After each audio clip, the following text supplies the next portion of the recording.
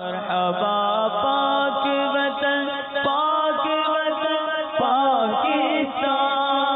سرکار مدینہ صلی اللہ تعالی علیہ وآلہ وسلم نے ارشاد فرمایا، دوزخیوں میں دو جماعتیں ایسی ہیں جنہیں میں نے اپنے عہد مبارک میں نہیں دیکھا، یعنی آئندہ پیدا ہونے والی ہیں۔ ان میں سے ایک جماعت ان عورتوں کی جو کپڑے پہننے کے باوجود ننگی ہوں گی، دوسروں کو اپنی حرکتوں کے ذریعے بہکانے والیاں، خود بھی بہکی ہوئی، ان کے سر بختی اونٹوں کی طرح ایک طرف جھکی ہوئی کوہان کی طرح ہوں گے۔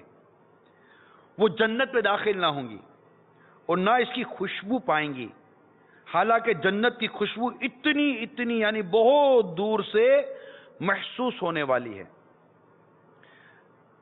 تو اب یہ حدیث پاک سامنے رکھ کر غور کیجئے کہ ایسی غیر شرعی لباس میں ملبوس عورت کی طرف نظر کرنا حرام اور لعنتی فعل ہے۔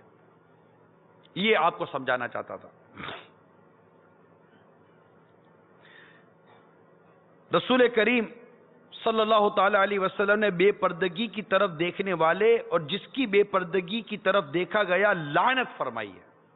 یہ ایک اصول بیان ایک طریقہ بیان کر رہا ہوں، اسلامی طرز معاشرہ، اور بنیاد کیا میں نے عرض کی، وہ ہے بے پردگی۔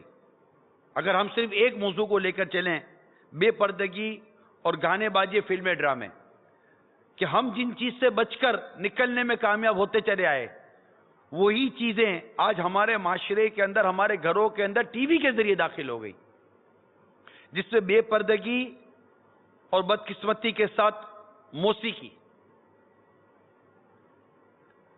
یہ دو چیزیں خاص طور پر آج ہم چلتے پھرتے، ہماری بسوں میں موسیقی، بے پردگی، ہماری بازاروں میں موسیقی، بے پردگی، گھروں میں موسیقی، بے پردگی، جہاں جائیں، ایئرپورٹ پہ جائیں، اسٹیشن پہ جائیں، ہاسپٹل میں جائیں، بے پردگی، موسیقی، بے پردگی، موسیقی، بے پردگی، موسیقی، یعنی جس کو دیکھو موسیقی گانے باجے کے پیچھے پاگل ہوا ہے، یا پھر بے پردگی کے پیچھے پاگل ہوا ہے۔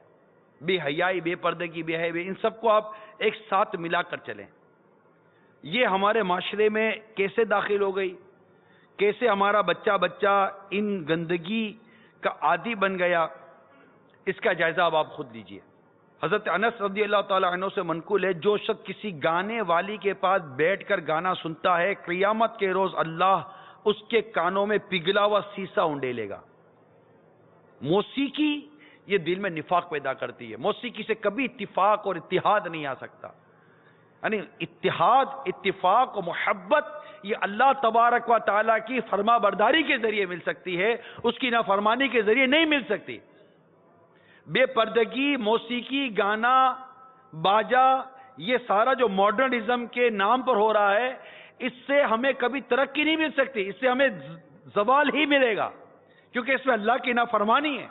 اللہ کی نافرمانی کے ذریعے جو بھی کوئی کرنے کے لیے جائے گا، اس سے منہ کی کھانی پڑے گی، اور اس کے متعلق باقاعدہ روایتیں موجود ہیں۔